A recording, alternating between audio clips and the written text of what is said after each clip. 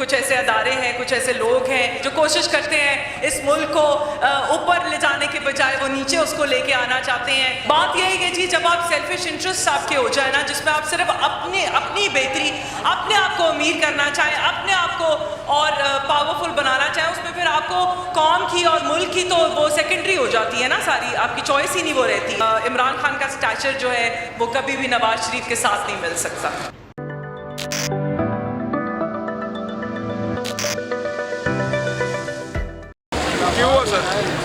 अस्सलाम वालेकुम मैम। जी अस्सलाम वालेकुम जी। मैम, आज इमरान खान के ख़िलाफ़ जो फ़ैसला आया, इस फ़ैसले पे आप क्या कहना चाहेंगे?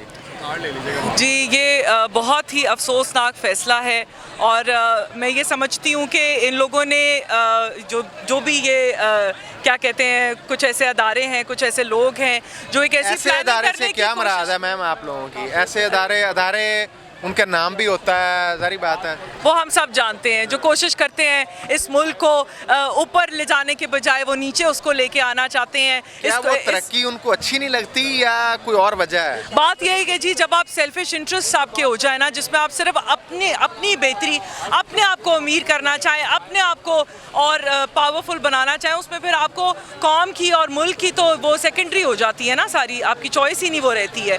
तो बात यह कि वो ये इक्वल फुटिंग चाहते हैं इमरान खान और नवाज शरीफ को मिले, मगर बात यह है कि इमरान खान का स्टैचर जो है वो कभी भी नवाज शरीफ के साथ नहीं मिल सकता। ये मैम, आप खुद इमरान खान और नवाज शरीफ कंपैरिजन करना चाह रहे हैं या वाकयातन हकीकतन में भी ऐसा कुछ है मार्केट में, सोसाइटी असल में बात यह है कि Imran Khan and PTI have become the third biggest political party in the country, ठीक है। और जो भी आप कह लें, मैं ना चाह के भी मुझे अफसोस होता है इस बात का कि नवाज शरीफ ने 30 साल नून लीग ने इस मुल्क के ऊपर हुकूमत की है। क्या बेहतरी वो लेके आए, कहाँ हमारे मुल्क को लेके आए।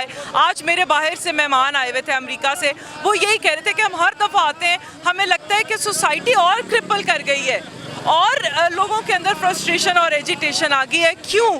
क्या उनके पास झूठ क्या है? ये हकीकत है, ये हकीकत है। 14 अगस्त 1947 से आज तक हमने यही किया। बिल्कुल, हमने यही किया। और देखें, बात यह है कि आप, लेकिन खान साहब पे मुझे अफसोस ज़रूर है, हमारी सोसाइटी पीछे जा रही है। 22 साल बाद खान साहब को पता चला मेरे साथ लोग करप्ट हैं, मेरा नज़रिया निचली सतह पे पेनिट्रेट नहीं कर रहा। वो कहते रहे मैं ईरान जैसा इनकलाब लाऊंगा, मैं चीन जैसी तब्दीली, मैं मलेशिया जैसा निज़ाम लाना चाहता हूँ, यानी कि वो एक अपने नज़रिए पे तो खुद भी नहीं रहे, तो वो ये भी कहते रहे। इससे मैं भी मायूस हो गया एज ए जर्नलिस्ट कि पाकिस्तान के हालात, इस तरह की पार्टियाँ तो कभी भी नहीं बदल सकती। देखें, 30-40 साल को आप 4 साल से कंपेयर नहीं कर सकते, पहली बात। दूसरी बात 3 साल से 4 साल से कंपेयर नहीं कर रहा, मैं सिर्फ इस बयान से कंपेयर कर रहा हूँ। जब वो कहेंगे मेरे साथ लोग मुखलस नहीं हैं, 22 साल के बाद अगर वो कहेंगे, जब वो कहेंगे मैं ईरान जैसा इनकलाब लाना चाहूँगा, जब वो कहेंगे मैं चीन जैसी तब्दीली लाना चाहता हूँ, उनका एक जगह पे ठहराव था ही नहीं। कि आप एक क्रिकेट टीम जब आप बनाते हैं, मगर जब आप मैच खेलते हैं तो आपको पता चलता है कि कौन सा आपका प्लेयर जो है ना वो फॉर्म में नहीं है, या कौन सा आपका प्लेयर है जिसके साथ कोई डिफेक्ट है। तो जब आप मैदान में उतरते हैं तो बहुत सी चीज़ें तब वाजिया होती हैं। तो देखिए, ये तो अभी पहला मैच था, ठीक है। जब आप इनकलाब लाते हैं तो आपको एक बहुत बड़ी टीम की ज़रूरत होती है,